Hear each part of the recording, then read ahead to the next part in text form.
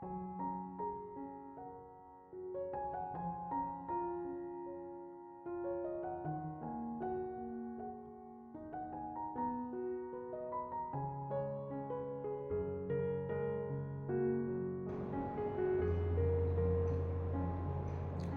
Ibu, saudara-saudari, adik-adik kaum muda yang terkasih, Shalom, berkah dalam. Apa kabar hari ini? Tuhan selalu senantiasa menyertai kita semua. Apapun situasi hidupmu, tetap semangat ya. Hari ini kembali saya mengajak Anda untuk mendengarkan firman Tuhan. Mari kita siapkan hati kita. Tuhan bersamamu dan bersama rohmu. Inilah Injil suci menurut Santo Markus, dimuliakanlah Tuhan. Sekali peristiwa Yesus memanggil ke-12 murid dan mengutus mereka berdua-dua. Ia memberi mereka kuasa atas roh-roh jahat dan berpesan kepada mereka supaya jangan membawa apa-apa dalam perjalanan kecuali tongkat, topi pun tidak boleh dibawa. Demikian pula bekal dan uang dalam ikat pinggang. Mereka boleh memakai alas kaki tetapi tidak boleh memakai 2 baju. Kata Yesus selanjutnya kepada murid-muridnya, kalau di suatu tempat kamu sudah diterima dalam rumah, tinggallah di situ sampai kamu berangkat dari tempat itu. Kalau ada satu tempat yang tidak mau menerima kamu, dan kalau mereka tidak mau mendengarkan kamu, keluarlah dari situ, kebaskan debu yang ada di kakimu sebagai peringatan bagi mereka. Lalu pergilah mereka memberitakan bahwa orang harus bertobat. Mereka mengusir banyak setan dan mengoles banyak orang sakit dengan minyak dan menyembuhkan mereka. Demikianlah sabda Tuhan.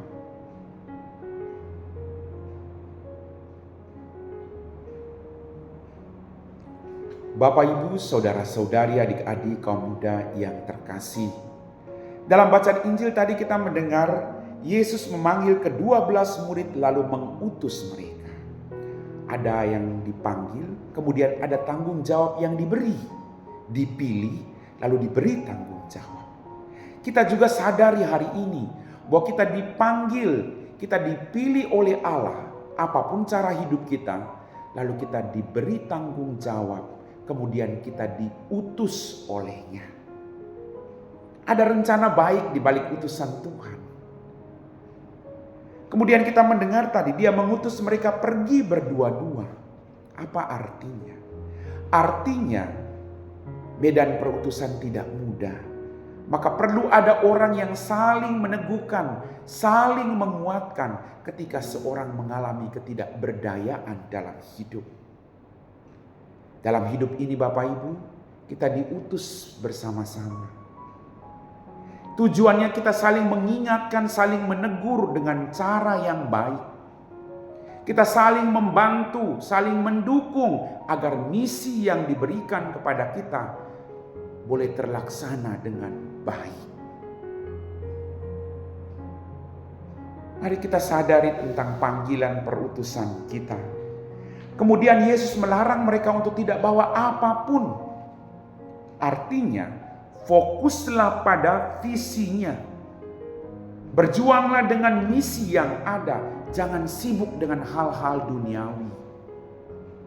Kadang orang terlalu sibuk dengan hal duniawi, lalu orang melupakan tujuan panggilan dan perutusannya. Mari kita sadari ini secara baik-baik. Yesus melarang kita untuk bawa ini, bawa itu, karena kita harus fokus pada tujuan keselamatan yang Ia berikan kepada kita. Supaya kita tidak hanya mementingkan diri sendiri. Karena setiap pekerja patut mendapat upahnya. Dia tidak meninggalkan kita. Lalu Dia mengajarkan kepada kita, kalau diterima, katakan berkat. Maka dimanapun kita berada, mari kita sampaikan berkat Tuhan. Shalom. Berkat Tuhan melimpah dalam kehidupan siapapun. Amin.